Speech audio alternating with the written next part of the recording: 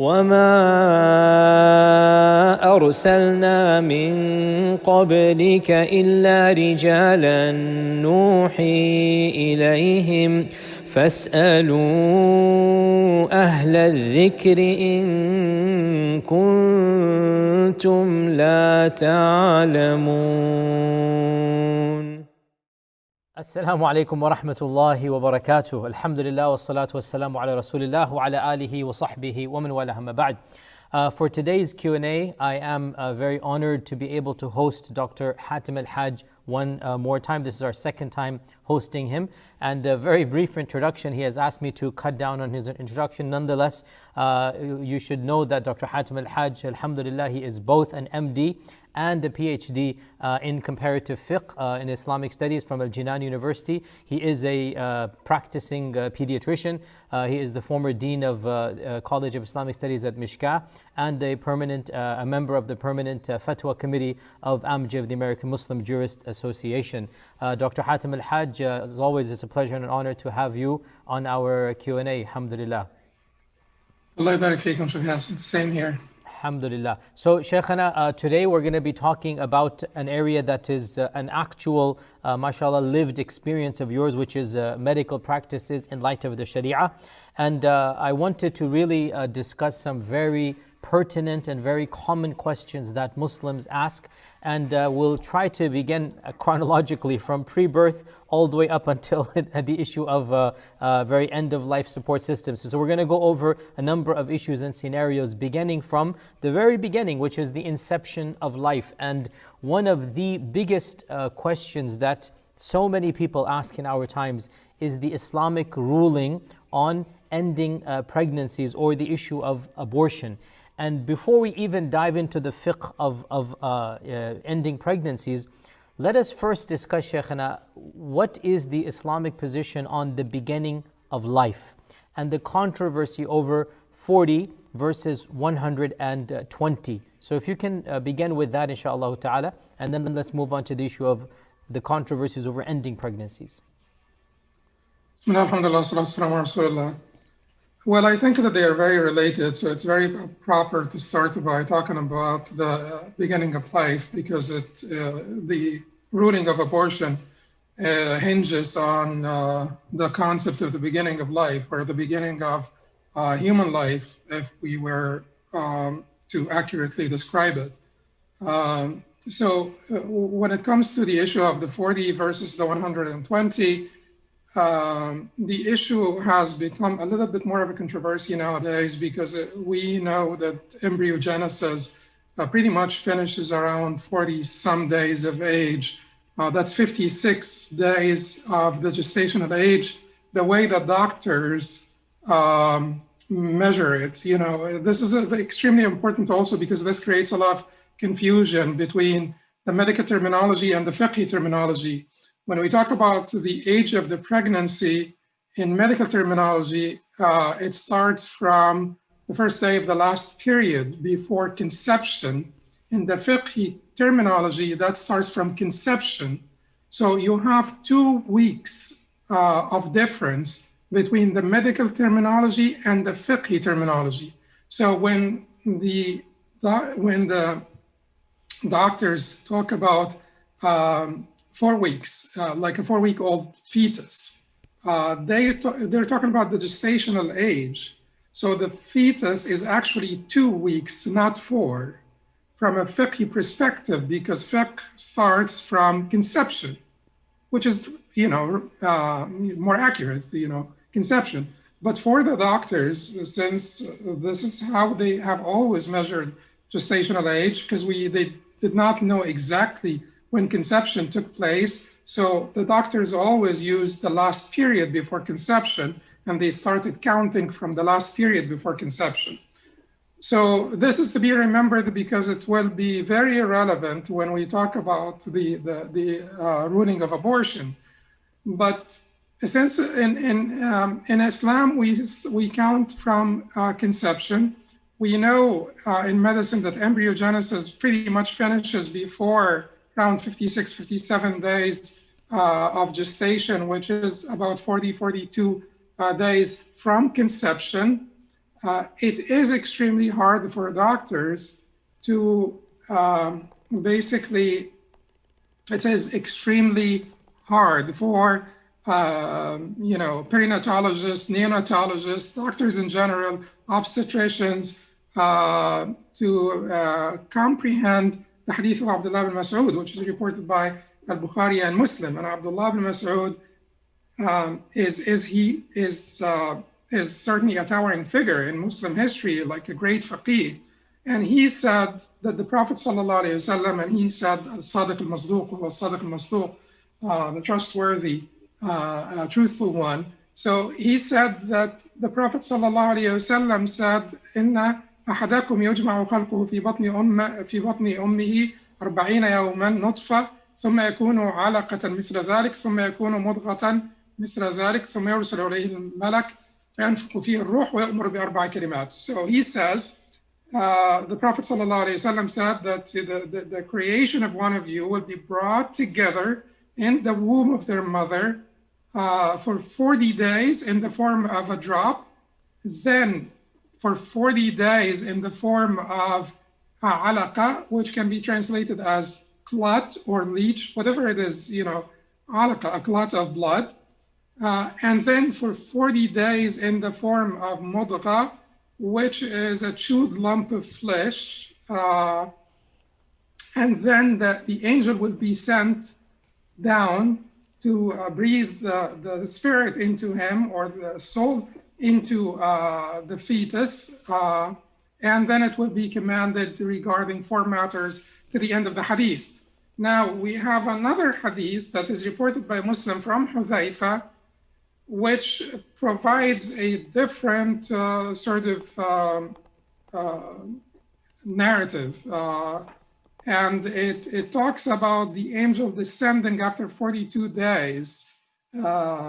So إذا مر بالنطفة 42 يوما, when 42 days have passed by, then the angel will be sent, and then the angels will basically fashion it and create its hearing, sight, skin, flesh, and bones, and then breathe the soul into it. And that is, I'm sorry, this hadith talks then about the writing of the destinies after the creation of everything, including the bones. Now, the two hadiths seem to be conflicting because it, and certainly scholars like Ibn al-Qayyim, for instance, goes to extreme lengths in trying to reconcile between the hadith, and he uses his genius in reconciliation, but does not honestly, it's just not possible. No matter how genius you are, to reconcile between those two hadiths. One hadith is talking about the creation of bones, and Ibn al-Qayyim uses like a very sort of genius idea.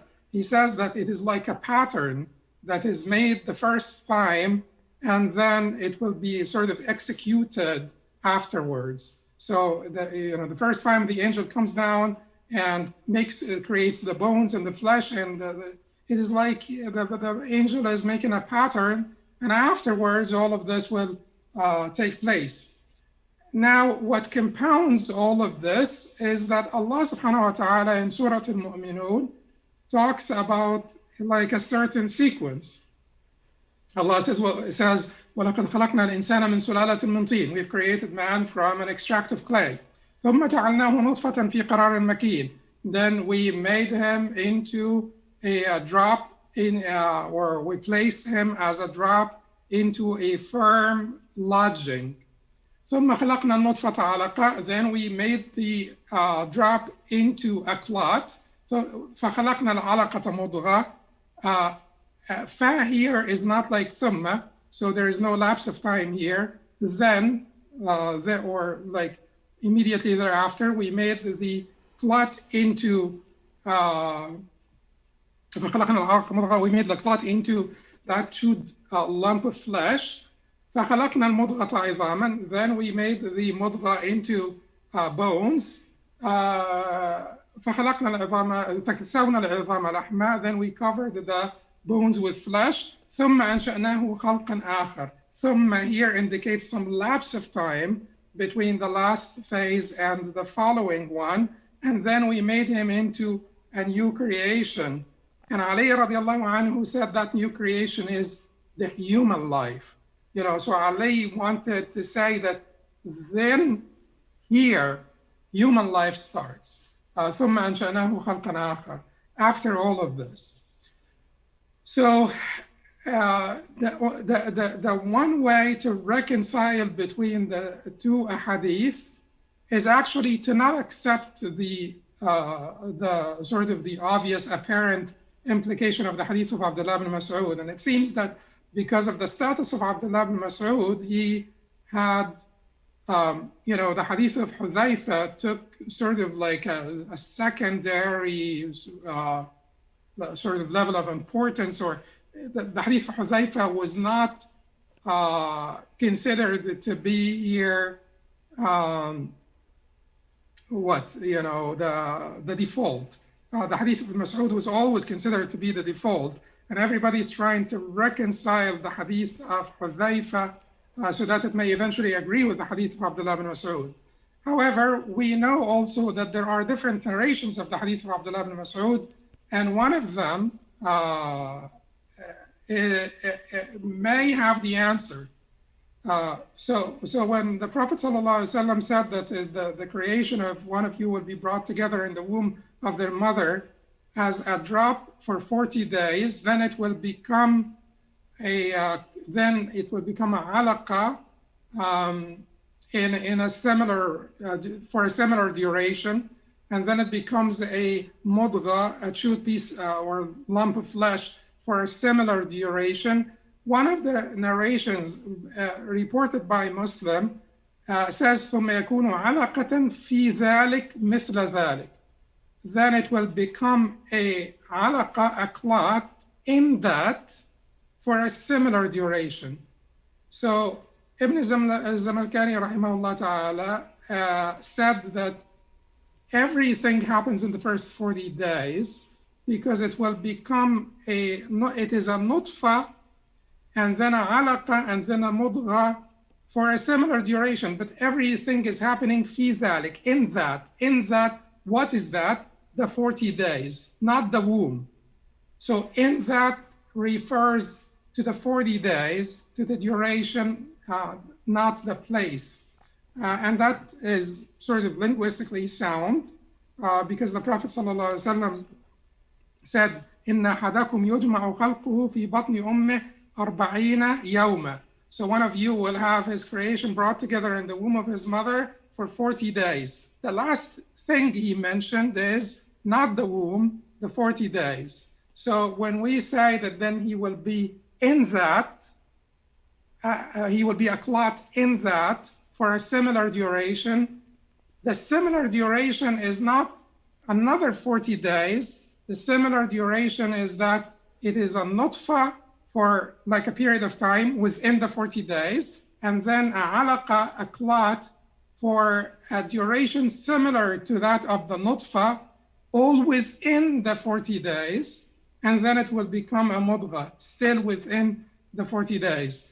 It is extremely hard for anyone who you know, it is extremely hard for anyone who practices medicine to basically accept that the fetus at 119 days from conception, which is 143 days for gestational age, is still in the form of a mudgha. Now, someone may say that this is all because of you guys. You tried, like the people who sort of, it's all sort of modernist interpretation of the mudgha. Whoever told you that the mudgha is not like a full-blown human being, a small human being in the form of a fetus? Because, you know, by 119 days, you will have everything. You will have all the organs will be complete by 56 days. and the baby will have grown and will have fingers and will have toes and will have everything. So people may say, whoever told you that this is not a mudghah? The problem is that in Surah Al-Mu'minun, it clearly provides a sequence here where the bones come after the mudghah. فَخَلَقْنَا الْمُضْغَةَ عِظَامًا. Then we have created the mudghah or made the mudghah into bones. Then we have basically covered the bones with flesh. Then we made him into a new creation. So if you want to respect the apparent implication of Surah Al-Mu'minun, the apparent meanings of Surah An-Nur, which are quite obvious, Surah Al-Mu'minun, which is quite obvious, you will not be able to reconcile the hadith of Abdullah ibn Mas'ud and Huzaifa. Therefore, the bottom line is we cannot accept the apparent implication of the hadith of Abdullah ibn Mas'ud that it will be 40 days of nutfa, 40 days of alaqa, 40 days of mudghah. Everything happens in the first 40 days. So, Shaykhana, you raise a very, very deep point.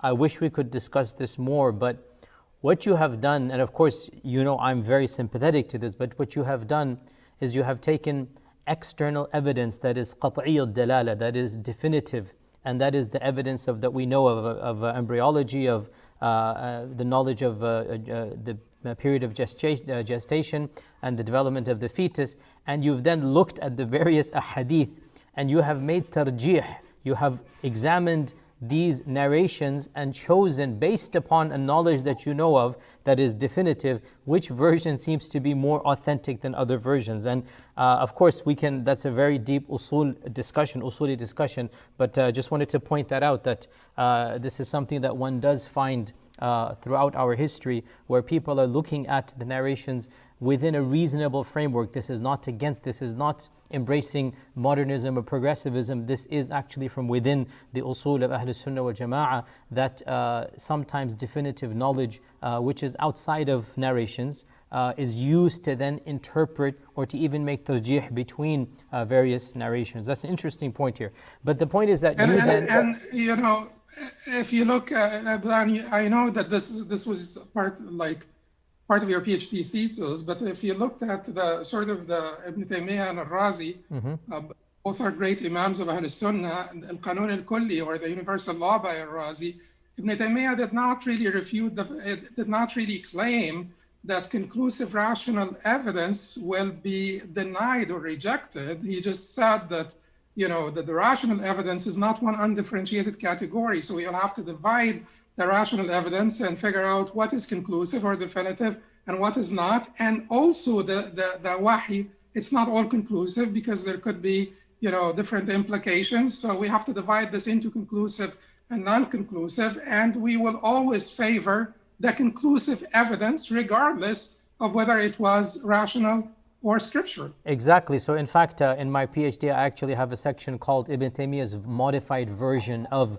the Qanun al-Kulli. So it's not as if he rejected the entire notion of qat'i evidences outside of the Quran and Sunnah. Rather, he had a modified interpretation where he claimed that if there was a definitive or qat'i knowledge that is outside of the Quran and Sunnah, that the Quran and authentic Sunnah could not and would not contradict that qat'i evidence, which is a slight modification. So the bottom line, before we move on, so we are in agreement therefore that it is really the 40-day mark where the spirit is blown in, where the ruh is blown in, and life begins from the Islamic perspective of around the 40th day of conception. So based upon... I will disagree here. Oh, okay. So what did I... So maybe I misunderstood you, then go ahead. No, I agree with you that embryogenesis is completed by 40 days or 42 days, but the hadith of Huzaifa does not talk about the blowing of the soul into the fetus. Therefore, the blowing of the soul, I have a little bit of a problem here with the blowing of the soul at 40, because if we say that the blowing of the soul happens right after the mudghah, then we are skipping two important sort of phases here that are mentioned in Surah Al-Mu'minun, because in Surah Al-Mu'minun it says فَخَلَقْنَا المضغة عظاما. Then we made the chewed lump of flesh into bones. Then we made the bones covered the bones with flesh. And thereafter, ثم أنشأناه خلقا آخر. Thereafter, we made him into a new creation. So now it is clear from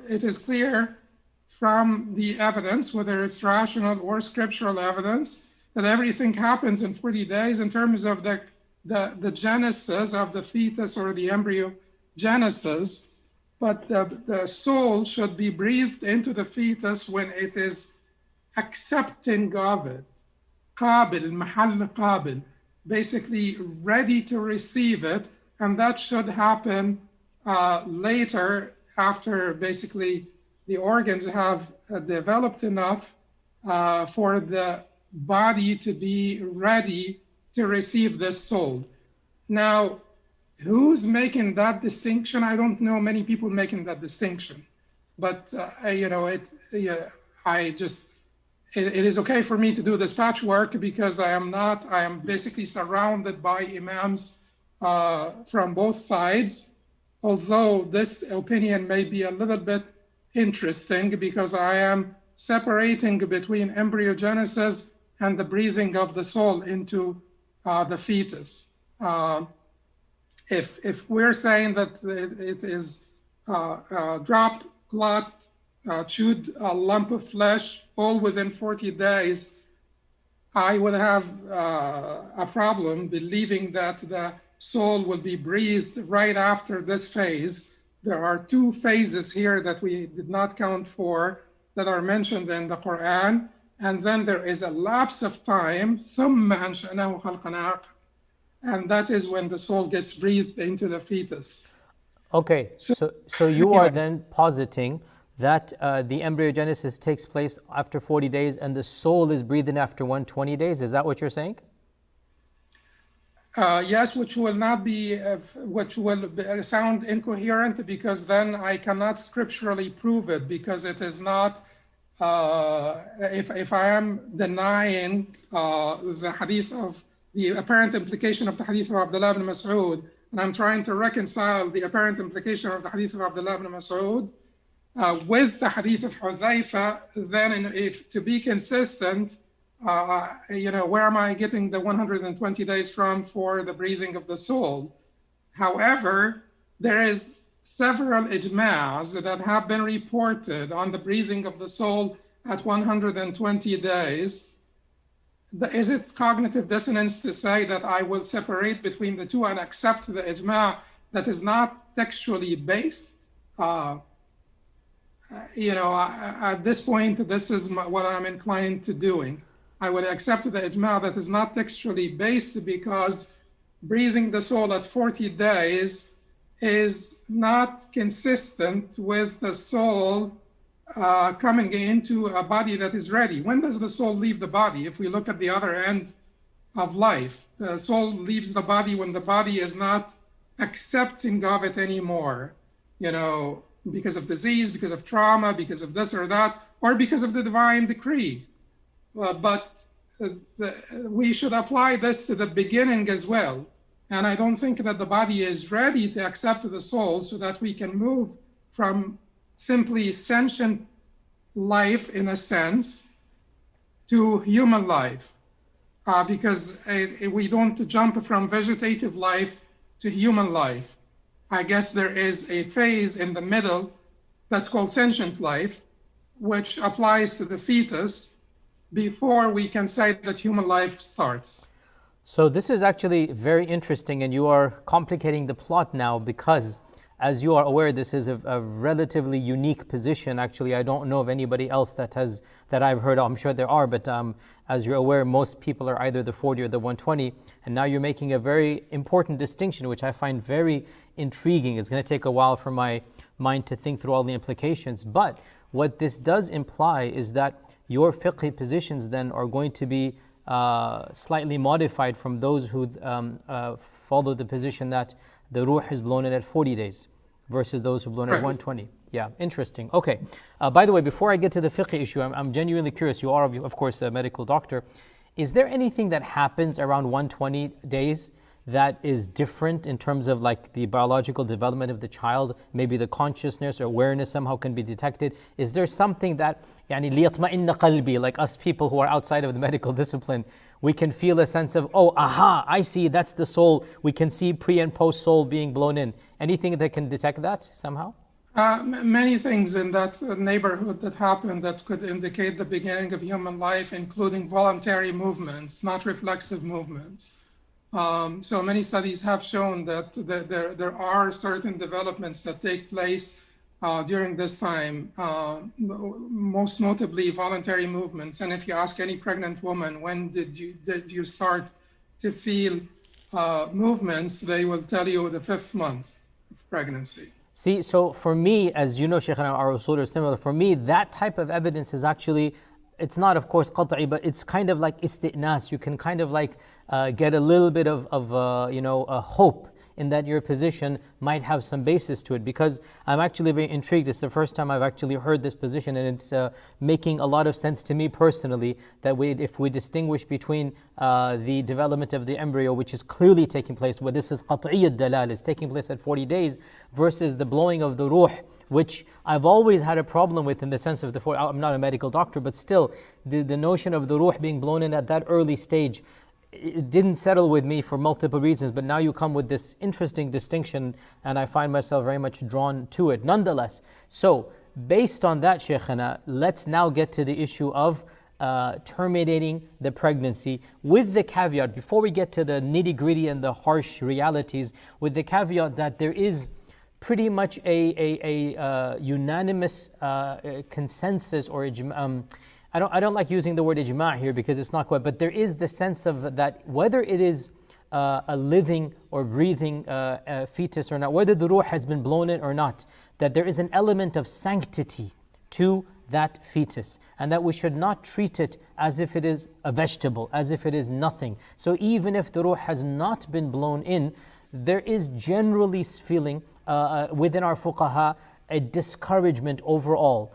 And there is a sanctity of life that is brought in, that this is going to be a living human being. So before we get to the issue of when is it allowed, when is it not allowed, I just wanted to put this out there that generally speaking, our fuqaha, in fact, I've read a number of fatwa that say that it is by ijma' not allowed to abort the fetus even in the early stages for absolutely no reason. I know that there's not full ijma', but I've read that scholars have said this. So I wanted to give that caveat out there. Now, with that overall notion that we respect the sanctity of something that might become life, now that you've given us this distinction, can you summarize for us your position about ending pregnancy voluntarily?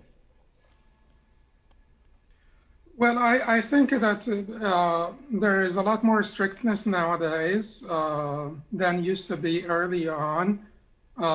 And even in the sort of the established madhahib, the 4 established madhahib of Sunni Islam, I think this notion that there is agreement about the prohibition of abortion, there is, as you said, there is agreement about the sanctity of the fetus to some extent. Certainly, if someone causes abortion to a woman, that is a crime. But is the woman, or is the sort of the woman and her husband, do they have any right to terminating the pregnancy? Then, let's start by talking about the position of the 4 madhahib in the authorized view within the 4 madhahib. There is a disclaimer here that there is always disagreement within the 4 madhahib about authorized view sometimes, but oftentimes there is disagreement. So if we say that they all agreed about the prohibition of abortion after 120 days because they all agreed that the soul is breathed into the fetus at 120 days, so it's natural for them that it is a crime to abort the fetus after 120 days. The exception here will be one, which is that if the mother's life is in danger, then to preserve the asl, or to preserve the tree, would be would take priority over preserving the branch, or this is how they expressed it. So the mother is the asl, the mother is basically the tree, and then this branch, you cut off the branch to save the tree. If there is a sick branch, you cut off the branch to save the tree. So our fuqaha do not accept any form of abortion after 120 days, except if it is if it basically poses danger to the mother's life. Now, before 40 days, you will find, when it comes to the authorized view in the different madhahib now, because in all the madhahib there is internal disagreement. Before 40 days, the Hanbalis said that you can have abortion upon mutual agreement of the parents before 40 days. Al-Lakhmi of the Malikis, who are the strictest in this regard, agreed with the Hanbalis. The Hanafis and the Shafi'i in their authorized view, and you could always, am I more Shafi'i than Al-Ghazali? Imam Al-Ghazali, rahimahullah, certainly not. Well, Imam Al-Ghazali, does not agree to any abortion at any time. And he, and the Hanafis also, some of the Hanafis also, they cite the example of Bayd al-Haram, or the eggs of the game birds of the Haram. And if the game birds of the Haram are sacred and you cannot kill them, you can't break the eggs of those sacred game birds of the Haram.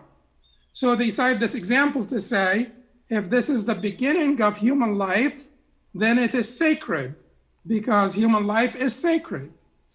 But the established view, according to the latter Shafi'is and Hanafis, when they mention the disagreement, the internal disagreement within their madhab, they still confirm that the established view is that it is permissible in the Hanafi and the Shafi'i madhab to have abortion all the way up to 120 days upon mutual agreement of the parents.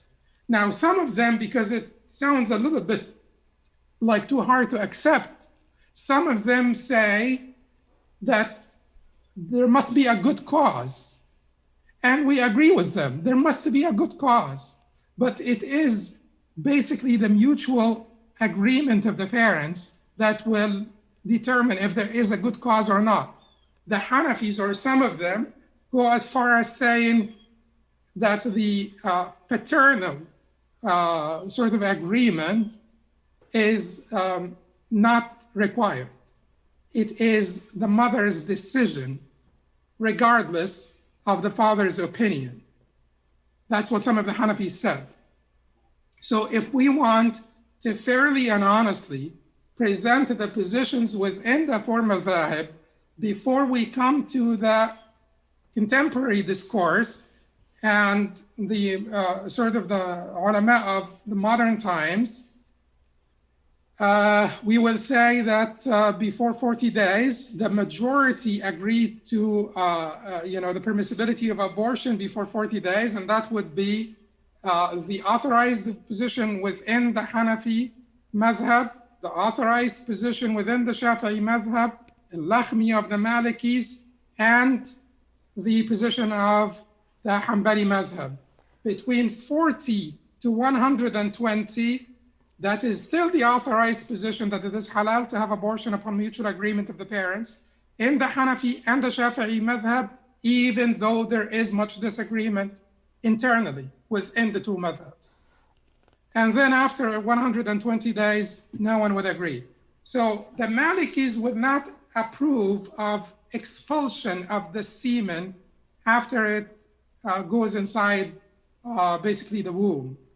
They do not agree with any form of birth control that is beyond coitus interruptus, which everybody agrees with.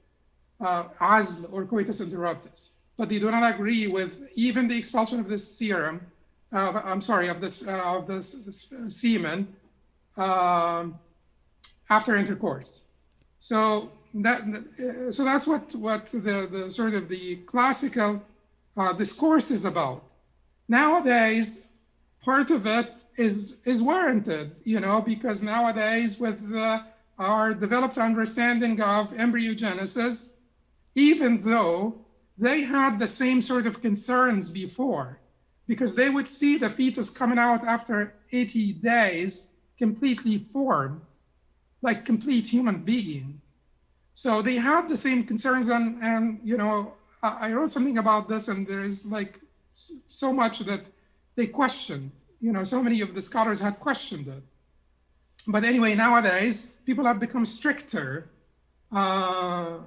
and they say that the Majma, for instance, the Fiqh al-Islami, and the majority of Muslim scholars nowadays, they sort of accepted the Hanbali position that it is okay in the first 40 days only, because many of the scholars have accepted the fact that the soul gets sort of breathed into the fetus at 40 days, and because many of the scholars still believe that it is still a drop for 40 days, so it is okay basically to have abortion within the first 40 days.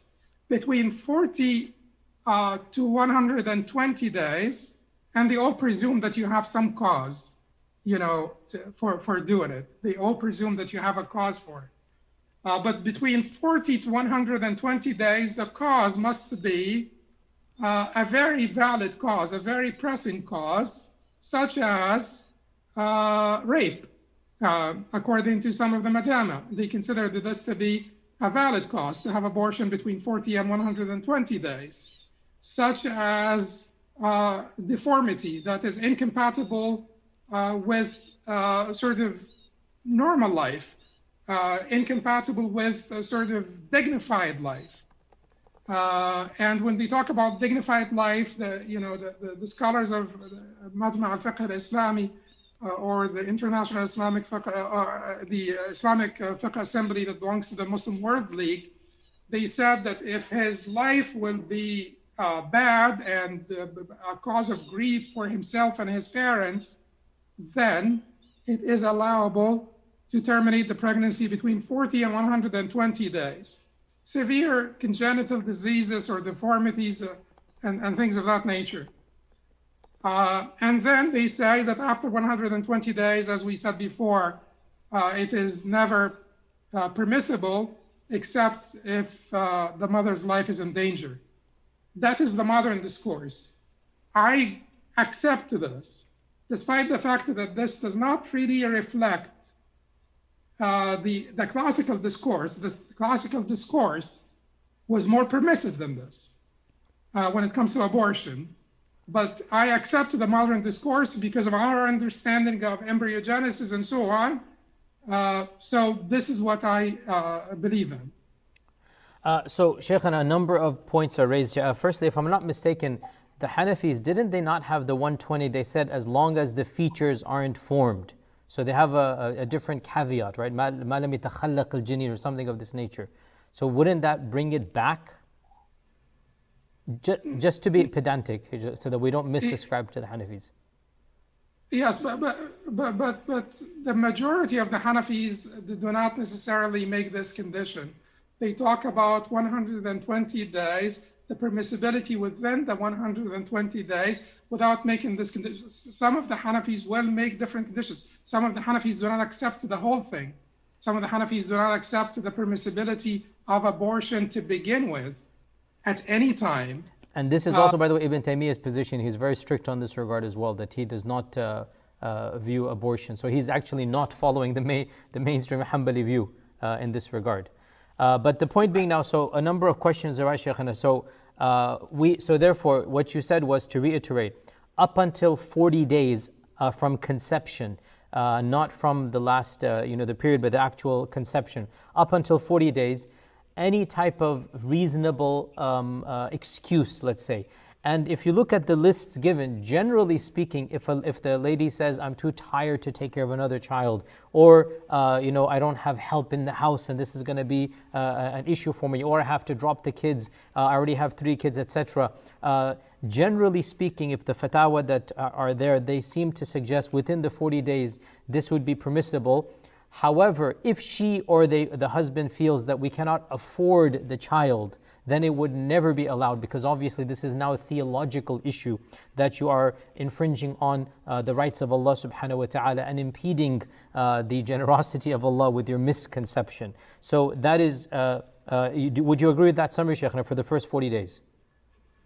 Yes, I would agree with that summary, but I just wanted to add also to the Hanafi issue that when the Hanafis talked about ma lam yatakhallaq, they explained this to be the breathing of the soul, because even Ibn Abdin says, and it is obvious that Genesis happens before this, takhalluq happens before this time, but they meant the breathing of the soul.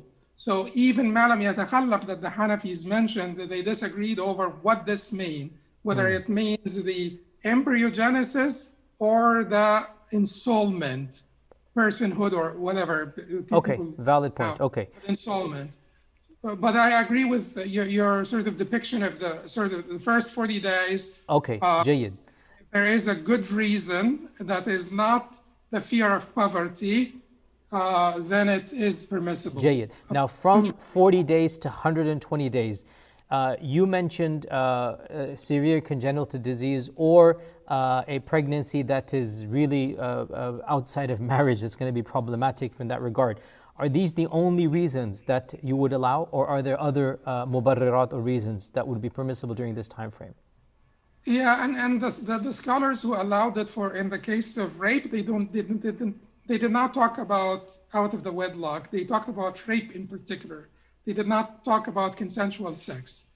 They talked about a woman who has been raped, and now, and the issue came up, during the time of the Bosnian War and things of like that. So it has a very special application here. But congenital diseases like severe congenital diseases, severe deformities, and rape are the indications that are mentioned by the scholars in that window between 40 to 120 days. That is between 54 to 134 days, according to the doctors, gestational age, between 50 and 120 days from conception. So you would not add anything to that list? That's your restrictive list? Yes. Okay. Again, Shaykh, I really have to ask these questions. I apologize to our viewers if it's a very awkward question, but I'm asking this because every Shaykh knows we get bombarded with these questions and it is awkward, but I've gotten these questions emailed to me as well, and I've always deferred to authorities in this regard.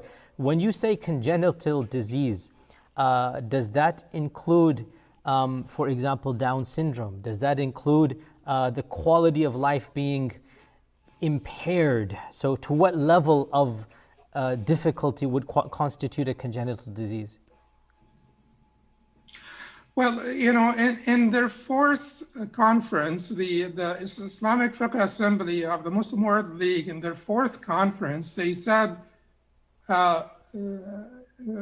تكون حياته سيئة وآلاما عليه وعلى والديه.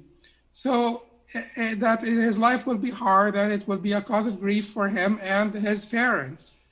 And can we just say that we should allow people a little bit of room here to make that determination, and we should talk to them about, severe issues that would cause, we're not talking about the loss of one sense. We're not talking about the loss of one limb. How many blind people have enriched the life of their parents and humanity a lot more than their counterparts without disability. And so we're not talking about things of that nature, but we're talking about a severe mental handicap.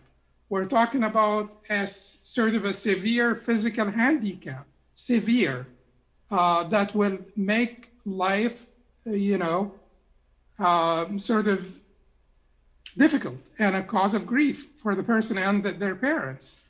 There will be some room for subjectivity. And for me, I believe that conditions that are associated with severe mental disability may cause hardship and grief for the person and or their parents. So I respect that decision, Shaykh, and there's just a part of me that really feels very uncomfortable leaving this open-ended, simply because there are plenty of children born that might have slight impediments, mentally speaking, and yet the lives of the parents are enriched in ways they never expected. A child might have Down syndrome or something of this nature, but Allah's blessings comes upon the family with love, and the child brings about an element of happiness and joy, even if it doesn't live, he or she does not live till they're 50 or 60 or whatever. I would just say to the parents that this is a human life, and definitely if the congenital disease is such that there is no quality of life whatsoever, perhaps the fatwa is applicable. But if it's a gray area, I definitely hope to err on the side of caution and expect Allah's rewards and blessings. Inshallah ta'ala will be better for you in this world and in the next. And I hope, Shaykhana, you agree with that generic statement. No, absolutely. What makes me a little bit more I guess audacious here is the fact that I have seen that for the Hanafis and Shafi'is, and that would represent like a very large sector of Muslims traditionally and classically, things were a little bit more lenient in the past than they are nowadays. So even if someone says, and we just have to be honest here. Like, let us say if someone says it is based on mutual agreement of the two parents, full stop, up until 120 days, I believe that they can find a validation for this in the classical sources in two of the four madhahib easily, despite the disagreement within the madhahib, but they would not even need to go to unauthorized positions. They can find authorized positions in two out of the four madhahib. Yet, like I said, our understanding of embryogenesis, our seeing on ultrasound the baby inside the womb makes us more inclined to being a little stricter than the traditional discourse or the classical discourse. So we're just limiting this to severe congenital diseases, deformities that will basically cause grief and to the child or to the parents. And just to underscore, again, remember that the Lajna Da'ima and the Majma' al-Fiqhi and a number of major fiqh councils around the globe have been quite strict, and I would like to point this out, that because of our knowledge of science, because of our knowledge of even I would say even because of the ease of life, of living that we have now, that we find this more strictness, and I agree with this, that we should err on the side of caution when it comes to human life, and Allah Azza wa Jal knows best. So the Majami' Fiqhiyya, by and large, from 40 to 120, they say very, very extenuating circumstances, not just that, life is going to be slightly difficult. So again, perhaps Shaykh and I, there's a slight difference here, but I'm more on the side of caution in this regard, and I fully understand where you're coming from as well. But this leads us to... And I just want to confirm that I am not talking about blindness, the loss of his senses, the loss of a limb, or things of that nature.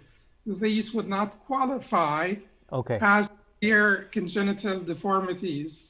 Okay. Yeah. Now let's get to past 120. And you said that, and of course this is what the standard fatawa from classical and from modern times, is that only if the life of the mother is in danger can the fetus be aborted after 120 days. Okay, frank question. given our modern technological achievements and advancements, is there ever an actual either or situation nowadays? Either or in what sense? You have to choose between the pregnancy or the mother. Can we not? Yes. So there are situations where you cannot extract the baby, you cannot do a cesarean? You can extract the baby, but you'll extract the baby too early to be viable. So the earliest cesarean is 5 months and something, correct? You correct me, you're the doctor. No, we're talking about 120 days. Like after 120 days, we're talking about 4.5 months of gestation, or like 4 months of gestation in a few days. And that basically is not a viable fetus. So if the pregnancy will be sort of pose danger to mom, and the pregnancy has to be terminated after 120 days, you still don't have a viable fetus. No, so when is the earliest cesarean, generally speaking? When can you do a cesarean and save the baby? You could do a cesarean at any time, but you will not need to do a cesarean this early, because the baby can be, if you're talking about taking the baby out, a living child. Viability, like when is the fetus? Yes. When fetus yes, that's what I'm asking. The shortest duration of pregnancy. Well, unlike what is sort of traditionally known, the shortest duration of pregnancy is not 6 months. It is rather about 5 months, because the shortest duration of pregnancy to have a viable fetus is 22 weeks. Some baby was born in Miami a little bit less than that, around 10 ounces of weight, and a little bit less than 22 weeks. So we're talking about 20 weeks from conception. So we are talking about 140 days from conception. That is the earliest you can have a viable baby, but that's still extremely risky. So the baby may or may not survive. Yet you could, have the baby, you could have the delivery at that time and see if the baby will survive. So I guess that's what I'm asking for, is that rather than just immediately jump to termination, surely if it's possible, we should advise the couples out there that are in this situation that obviously the first choice would be to see if they can save both lives. Only if it is an either or situation, then obviously the mother's life has priority. That's what I'm trying to get at. Would you agree with that sentiment? Yes, of course. Okay, so this now leads us to the issue again, and I had this question emailed to me, I think last year by a lady, a couple that was facing this situation where the doctors said, and this was I think a month before the delivery date, that they went for their annual checkup, or regular checkup, sorry, and they discovered that the child would basically whatever the congenital deficiencies were, the child would be born and not be able to live at all, like it would not be able to breathe on its own, etc., etc. And so the doctor basically said it would be easier for you to terminate at that late stage. It's not a matter of life and death, it's just a lot of pain, and you're going to go through an entire delivery and the child will not be able to live on its own anyway. It's not going to have any, even if it lives maximum just like a few hours or a day or something, and then that's it. So they were asking in this case that is it allowed for us to abort simply because it's going to save the mother the pain, the emotional pain as well. That was her main point. Like, I'm literally going to carry a fetus or a child that I know is not going to survive. The doctors have whatever it was. So you get the scenario here. What are your views on that type of very rare scenario? May Allah protect all of our viewers from this. Well, after 120 days, we will just have to wait until delivery. If delivery can be induced earlier, we're not talking about abortion here. We're talking about induction of delivery. then we can induce delivery as early as possible, but that is not abortion, that is induction of delivery. So it would be okay to induce delivery early if that is what we know about the fetus, but not abortion, because after 120 days, if the mother's life is not in danger, then no abortion. Now, if the fetus have died, it is a case of fetal demise inside the uterus, then certainly the fetus will be brought out. If the doctors have determined that the fetus had already expired in utero, then the fetus will, in this case, need to come out. And we're not talking about induced delivery here. We're talking about extraction of the fetus. Okay. Okay, Shaykh, we only have a few minutes. MashaAllah, we spent so much time on this one topic. I guess we're going to have to come back for round two. But two quick questions, and I don't know are they quick or not, so let's see how quick we can do this. Obviously, it goes without saying, pretty much everybody knows that in vitro fertilization, generally speaking, pretty much all the majami', all the fiqh councils have allowed this with the simple condition that obviously the husband and the wife, it is their sperm and of the husband and the embryo of the wife that is used, even if the actual fertilization takes place outside of the body, as long as it is within the marriage, the confines of the marriage. Now the question to you, Shaykhana, is nowadays it is getting possible to choose maybe even the gender of the child. And in fact, I'm pretty sure you're the medical expert, but within a few years or decades, you can do more than the gender. You can choose other things, based on the sample that you have in front of you. So to what level would the parents be allowed to make such decisions, given the caveat that it is between the husband and wife? It is the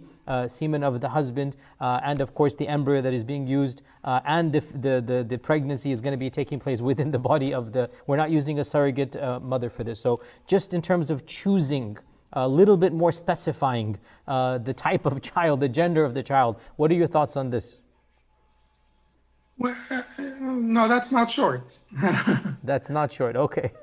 Yeah, but is it okay to wish for a specific gender? Yes, it is okay, as long as that does not involve contempt of the other gender.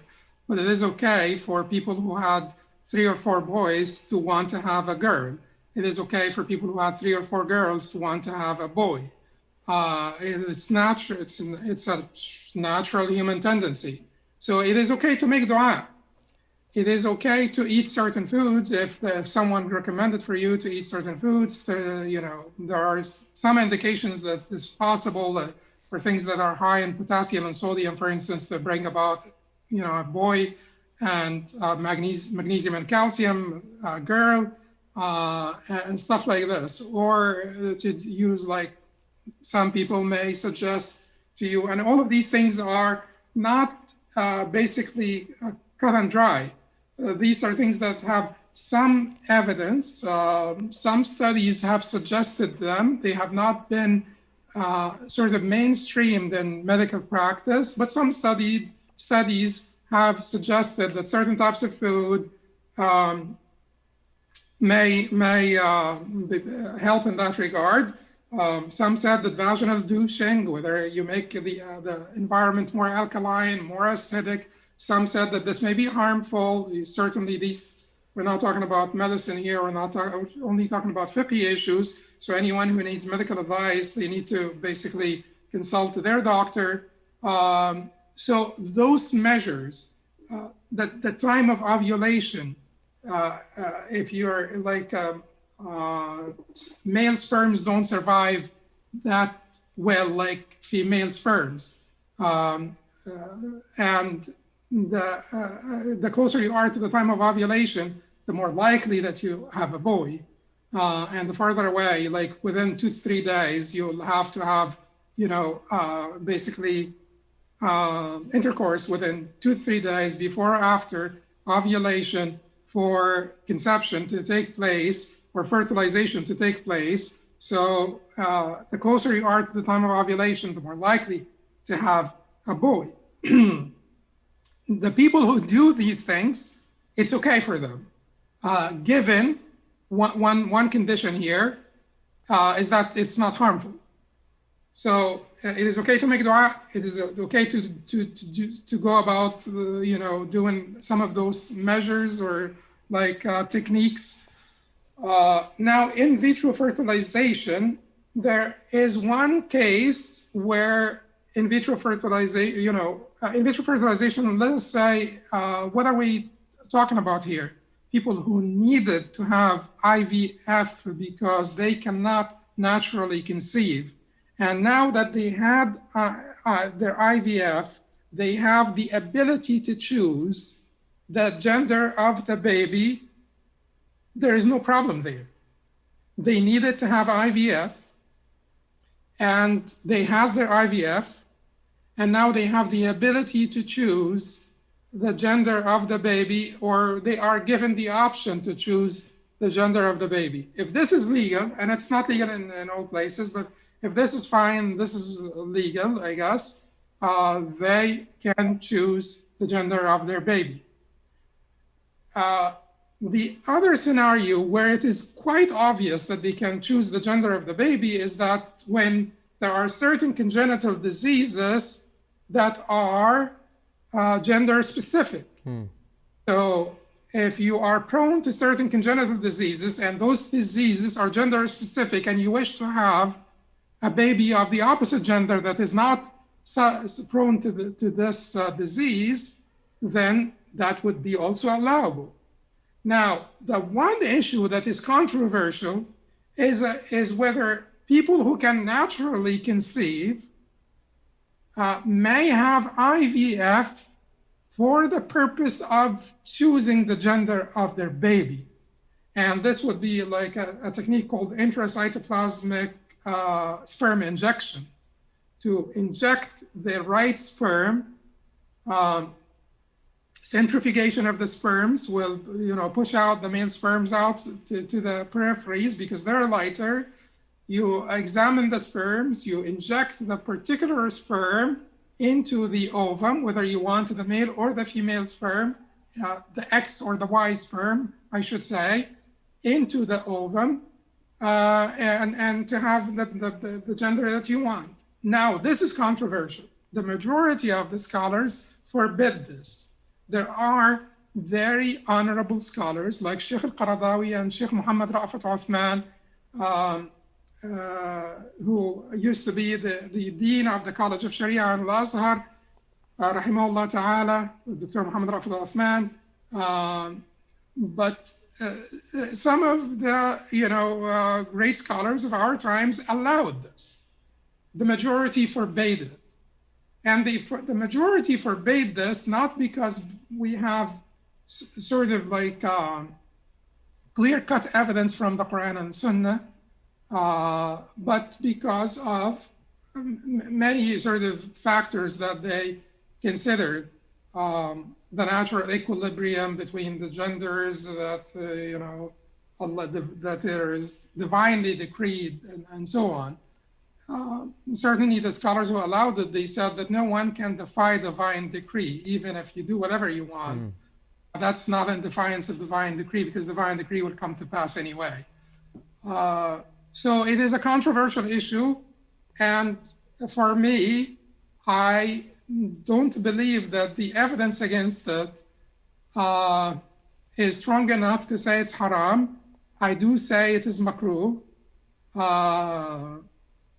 But I'm just like too uncomfortable saying it is haram to choose the gender of the baby by having IVF when you can naturally conceive. And like you said, Shaykh, the main point is that you are not doing so out of a negative feeling towards the other gender, because we don't, obviously our Sharia is very clear that we are not like A'udhu Billah, the Jahiliyyah people who preferred boys over girls. We are not like that. Allah says in the Quran, يَهَبُ لِمَنْ يَشَاءُ إِنَاثًا وَيَهَبُ لِمَنْ يَشَاءُ الذُّكُورَ أَوْ يُزَوِّجُهُمْ ذُكْرَانًا وَإِنَاثًا. So, like you said, as long as there's not that notion, the level of tahreem, to call it haram is a very perhaps very difficult in this regard. Final point, Shaykhana, and again, I don't know how long this is going to take. If it's going to take longer, then we will have to ask you to come back next week. But I wanted to finish up everything to do with at least the main questions you have about pregnancy and whatnot. And that is that sometimes the issue is that the lady is not able to carry the child herself. And she does have, of course, the embryo. She has the egg. Of course, the husband has the sperm, but she's not able to carry the pregnancy. And of course, in our times, as you're aware, the technology is there to have a surrogate mother, a third party, to carry the child up until delivery. And then, of course, the child is then given over to the original quote-unquote parents. Obviously, we're all aware, as far as I know, no Islamic scholarly committee, no majma' fiqhi has allowed this in our sharia, as far as I'm aware. Please correct me if I'm wrong. That having been said, the question arises by many couples who are in this situation, that if Allah Azza wa Jal has allowed foster mothers, and if there is a mahramiyya established simply by giving milk to the child 5 times or 10 times or however many times according to the madhahib, then a priori min babi awla, why couldn't we use that scenario and basically allow this? I'm just asking you, why couldn't this be allowed, that some fuqaha would allow this and say, okay, just like there is a foster mother, let us now also consider the surrogate mother to be a mother and to have mahramiyya established, but the child will be raised by the original parents. What do you say to that, and your comments on surrogacy overall? Yeah, but the issue here is that there is a difference between the two scenarios, because when you breastfeed a child, you're not basically having the sperm of a foreign man into your body, versus the surrogate mother. The surrogate mother would have the sort of product of conception, which is this, basically the sperm and the ovum, fertilized, go into her body, or get sort of planted into her womb, and that's a huge difference. The sperm of the man should not be, or the products of that, so the sort of the fertilized zygote should not be inserted into the womb of a foreign woman. And that's certainly, made some of the scholars question whether in the case of co-wives, sort of there can be some flexibility there, and this was raised as a question at the end of one of the meetings of the Fiqh Assembly, of the Fiqh Assembly of the OIC, as far as I remember, but they came back the next year and they ruled it out also completely. But at least some of the scholars had this thought that if the problem here is having the sperm of a man, or the fertilized ovum and planted into the womb of a woman foreign to that man, what about if they were co-wives? And so it did, it did not survive. That sort of proposition was not accepted, and it did not survive. So what is basically mainstream and accepted now, and I don't know if anyone disagrees, is that all forms of surrogacy, because of this concern, are forbidden. So the advice then to such couples is really, qaddar Allah, we have to accept Allah's qadar, and Allah will give them reward for their patience. And obviously the door to adoption is always open, and as I have said many times, this notion that adoption is haram, we need to remove it from our vocabulary. Adoption is 100% halal. What is haram is tabanni, which is something that nobody does anymore. You may take a child, you may raise a child, and you may love it as your own. You simply cannot call it your own. You cannot consider it biologically to be your own. But of course, it is of the highest good deeds to take an orphan, or to take a child that does not have any parents, or has been abandoned in some place, and you raise that child with love, with care, and you consider it like your own, but you do not call it your own, and your close family and friends know that this is a child that you have adopted.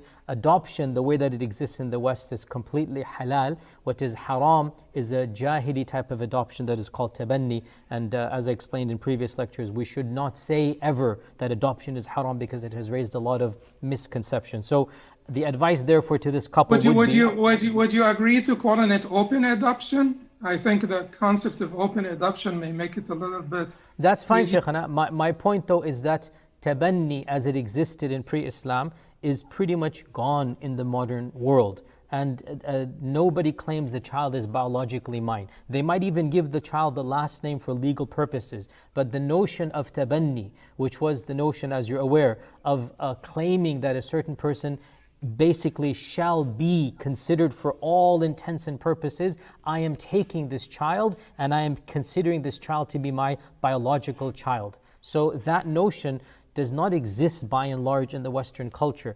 The claim that we love the child in the same manner, the claim that, it's going to be raised in a family, this is not quite the notion of tabanni. But if you give him if you don't tell him about his lineage, you can see his lineage. That's why, exactly my point. We make sure that the family and friends and the child knows of the lineage, right? Okay. So the knowledge has to be there, and you don't have to advertise somebody comes, hey, that child is adopted. No, of course. Yeah. But the close family and friends should know. And the child himself or herself, as it grows up, and there's simple, you should read about the psychological realities of raising such a child. It's very simple that from the beginning, the child should be told baby stories about where it came from, and it should automatically just know. There are nice books that instead of the child coming, like it's simple psychology. Open adoption. Yeah, so it's very easy to have this done. My point is, as you're aware, Shaykhana, is that the average couple that is struggling, they have the notion that it is haram to take another person's child, an orphan child, and raise it in their own household, and that notion needs to be gotten rid of in the minds of the Muslims. So that's why I'm a bit shocked and awe when I say we need to stop saying that adoption is haram. Adoption is halal, the way that is understood. And then you give the caveat that the child should know who the parents are and the close family and friends should know. Other than that, obviously, it is very rewarding to do that. So, Shaykhana, we have come to the end of our Q&A for pregnancy and termination of pregnancy, but we still have end-of-life issues. So, inshallah, we have to continue this conversation maybe in 2-3 weeks, inshallah. Is that a good time frame for you, that we come back and talk about, and we talked at the beginning of life, okay? Now we're going to jump to next session, inshallah, or whenever we get back, we'll talk about end-of-life scenarios and pulling the plug and those types of issues. So I'm going to ask you live on air, basically, that inshallah we agree to come back soon and talk about those issues of end-of-life, inshallah. Inshallah, Allah barik feekum. Inshallah. Jazakumullah khair. It's always a pleasure and honor, Shaykhana, and benefited from you. And I have to say, that was the first time I heard from you this distinction of 40 to 120, and I'm very, very intrigued, and it actually is making a lot of sense to me. So I will become your muqallid in this regard, and I will always say our Shaykh Hatem el Haj has this position, and I will then give the fatwa based upon your verdict, because it actually solves a lot of issues. So Jazakumullah khair for that. Inshallah, until next time, Jazakumullah khair. Assalamu alaikum wa rahmatullahi wa barakatuh. يا من أجبت دعاء نوح فانتصر وحملته في فلكك المشحون يا من أحال النار حول خليله روحا وريحانا بقولك كن